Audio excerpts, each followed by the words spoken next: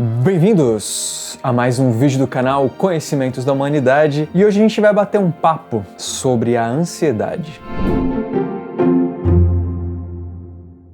Bom pessoal, antes da gente começar esse vídeo, eu queria convidar vocês a curtir nossa página lá no Instagram, no @oficialcdh. Lá a gente interage com vocês, fala das novidades, fala como é que estão alguns projetos. É importante que se você gosta da gente, dê uma olhadinha lá para ficar a par de tudo. Uma outra coisa que eu também convido vocês a conhecer é nosso sistema de apoio, nosso sistema de apadrinhamento, que é tipo um financiamento coletivo, só que ele é recorrente, ele é mensal. E aí você tem direito a uma série de coisas, uma série de recompensas, ainda ajuda o canal e pode também ajudar nas metas batidas. Conforme as metas foram sendo batidas, a gente vai trazendo cada vez mais conteúdo para o CDH. Dá uma olhadinha, tem grupo de discussão, grupo de debate, sorteio, tem uma série de coisas legais. E por último, nesses recadinhos iniciais, eu queria deixar na descrição do vídeo alguns links com livros que você pode se interessar sobre psicologia. Não necessariamente sobre ansiedade, também vou colocar alguns aqui, mas principalmente sobre psicologia. Bom, pessoal, já tem tempo que a ansiedade é algo que a gente precisa ter mais atenção,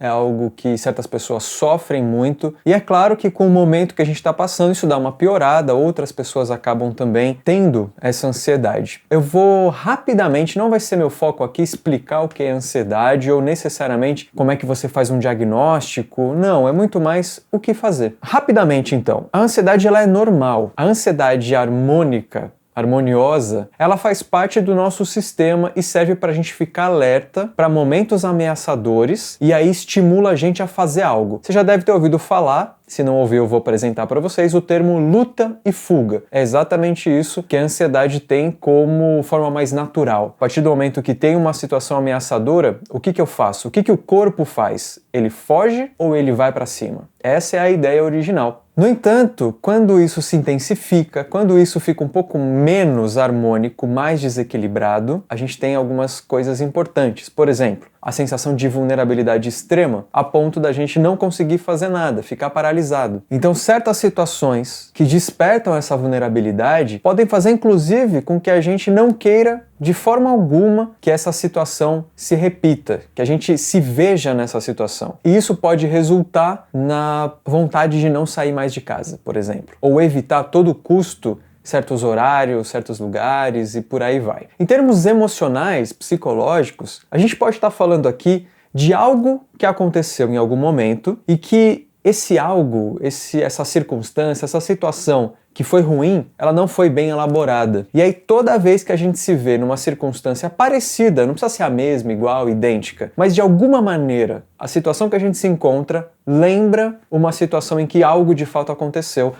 E aí surge a tal da ansiedade. É como se a pessoa que está passando por essa ansiedade extrema tivesse uma dificuldade em transformar uma experiência vivida, uma experiência emocional, em representações mentais, psíquicas, em símbolos. Então ela sempre experiencia a mesma coisa, a mesma vulnerabilidade, trazendo esse estado de ansiedade. Bom, agora eu vou dar para vocês algumas dicas do que fazer, seja se você estiver passando por isso, por uma crise de ansiedade, ou alguém que você conhece, e aí você não sabe o que fazer. Com esse vídeo já vai ter alguma ideia do que você pode fazer. Então a primeira coisa que você pode fazer se você está numa crise de ansiedade ou se você está vendo alguém é respirar. Prestar atenção na sua respiração. Você pode sentar, de preferência senta mesmo. Senta, respira. Mas presta atenção na sua respiração. Não precisa nem fazer uma técnica específica. Simplesmente presta atenção na respiração. E aí você pode ir de alguma maneira controlando a respiração, respirando mais fundo, não deixando a respiração só no superficial. Com isso, se você conseguiu dar já uma primeira acalmada, o segundo passo é tentar um relaxamento muscular. Então, sabendo que você tem eventualmente crise de ansiedade, você pode se preparar antes. Vai atrás de um exercício de relaxamento. Existem exercícios mais técnicos dentro da psicologia e não sei o quê. É claro, se você for por esse lado, excelente. Mas você pode buscar exercícios de relaxamento muscular na internet e ir ouvindo para aprender como é. Até o ponto em que você não necessariamente precisa de um guia, que às vezes você não tem. Você simplesmente, você mesmo se guia. Relaxa ali, sente os músculos, enrijece, relaxa e por aí vai. E ó, Eu não estou falando aqui de meditação, tá bom? Eu estou falando de relaxamento, que no geral se usa técnicas de relaxamento para meditação, mas eu estou falando especificamente de relaxamento muscular mesmo. Então busca esse tipo de técnica ou simplesmente na hora de respirar, vai tentando perceber o rosto, sabe? E tentando buscar as partes tensionadas do seu corpo, vai sentindo sua perna, seu pé e vai subindo, sentindo tudo. E aí é uma forma de relaxamento. Uma outra coisa que é super importante, você precisa se dar esse direito, é de buscar apoio e acolhimento. Deve ter alguém que você confia, deve ter alguém que você se sente bem do lado. De repente essa pessoa está longe, está distante, manda uma mensagem, liga para essa pessoa, de alguma maneira, bota para fora, fala, se sinta acolhido. E se você conhece alguém que pode passar por essa situação, se coloque acolhedor, apoie, ouça. E aqui é muito importante, mais do que querer falar algo para ajudar, a melhor forma de ajudar é acolher, é ouvir. Não é hora de sermão, de palestrinha, ou de buscar elementos que às vezes você não tem para tentar falar algo. É claro que palavras de apoio, como por exemplo, eu tô aqui, conta comigo, me dá um abraço, qualquer coisa que dê um suporte, que mostre que essa pessoa não tá sozinha, que ela pode contar com alguém, é importante. É claro que você ainda pode dar um passo, porque se parte do processo de ansiedade é a dificuldade de transformar uma experiência emocional num símbolo, numa representação mais psíquica, você como amigo dessa pessoa pode tentar ajudar quando for coerente, não no momento da crise, mas pode ajudar a relativizar a situação, a mostrar que aquela circunstância que a pessoa se encontrou, que despertou a ansiedade, não tem essa necessidade, não precisa ser assim, pode ser de outro jeito. Então você pode ajudar do seu jeitinho,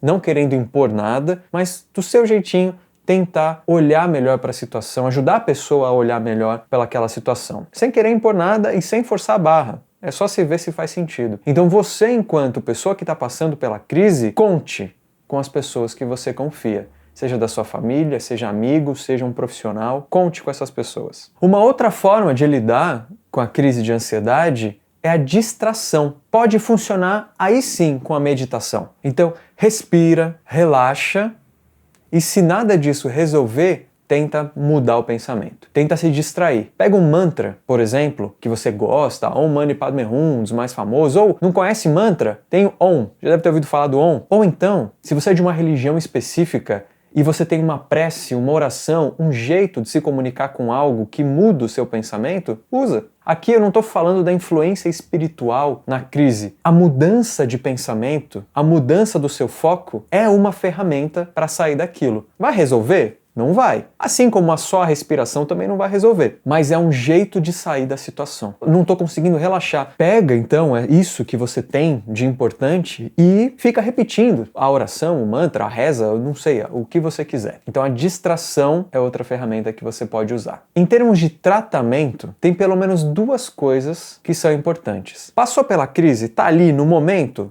Respira, relaxa, medita, busque apoio, mas tem o depois. E esse depois geralmente é quando a gente, não, tô tranquilo, agora já passou. Muita atenção nessa hora.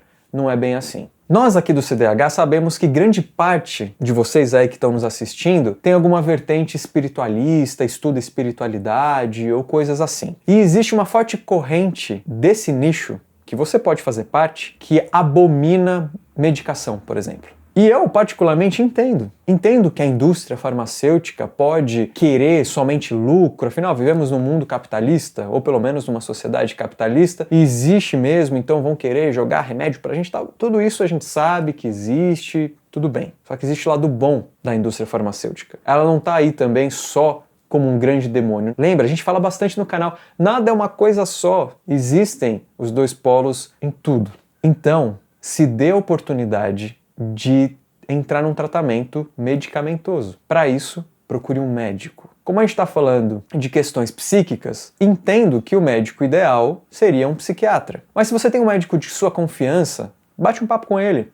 Tá acontecendo isso e isso aqui. Qual a sua opinião? O que você acha? E ainda que não tenha um médico de sua confiança, vai procurar um médico. Porque às vezes só com esses tipos de ação não é o suficiente. Às vezes você precisa de algo fisiológico, às vezes você precisa de algo no seu corpo, pelo menos por um tempo, para depois você ir desmamando o remédio. Você aos poucos abrindo mão, isso sendo acompanhado por um profissional da área, e de repente você já consegue ter uma vida melhor, mais harmoniosa. E você sim, usou ali um suporte, mas está tudo certo, tá tudo bem. Se dê esse direito, se dê essa liberdade, essa possibilidade. E um outro tipo de tratamento, é claro, eu como psicólogo não poderia te falar da própria psicoterapia. Entendo que em certos casos só a psicoterapia não resolve. O tratamento medicamentoso também é importante e psicólogo não receita, não indica remédio. Mas a psicoterapia, para entender essas situações, para entender que circunstância é essa que se repete como um padrão e que você se vê ali e tem a crise de ansiedade, o que está por trás da crise de ansiedade, entre outras coisas. Isso é só uma das partes de uma psicoterapia. Antes de finalizar, eu queria contar um caso para vocês, para mostrar o quanto a respiração parece uma coisa besta,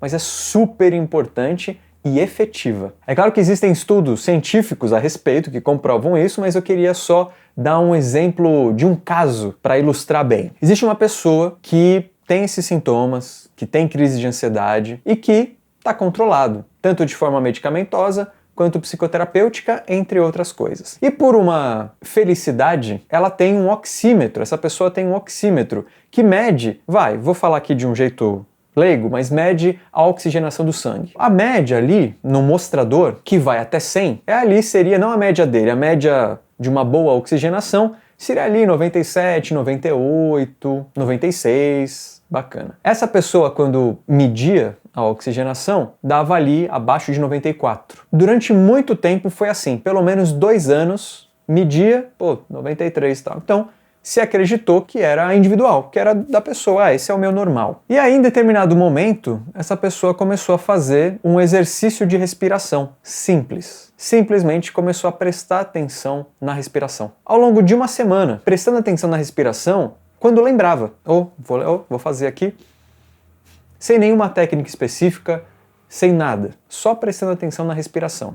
Só isso. Quando ela ia medir, e ela fazia, quando ela se atentava na respiração, o oxímetro começou a apontar números maiores, 98. E aí toda vez que ela media e fazia isso, subia para 98. E aí, percebendo esse aumento, por uma semana, essa pessoa foi fazendo esse exercício. Nem sempre ela media, mas sempre fazendo o exercício de respiração. Na semana seguinte, ela parou de fazer o exercício de respiração e foi medir a oxigenação no oxímetro. O novo normal dela passou a ser o normal da população. Não baixou mais, ficou ali entre 98. E não é que mudou a respiração, pelo menos ele não percebe mudança. Mas além disso, o que é o mais legal de tudo, não é só que a oxigenação melhorou, mas ele começou a se sentir melhor na vida, mais presente, mais vivo e com menos necessidade de controlar a ansiedade. Então esse é um exemplo, é um caso específico que a respiração, por mais besta que pareça, porque eu respiro o dia inteiro, ela precisa de atenção. Deixa aqui nos comentários a sua percepção, o que você achou desse formato de vídeo, o que mais que você gostaria que a gente falasse. Um beijo no seu coração, respire e até a próxima.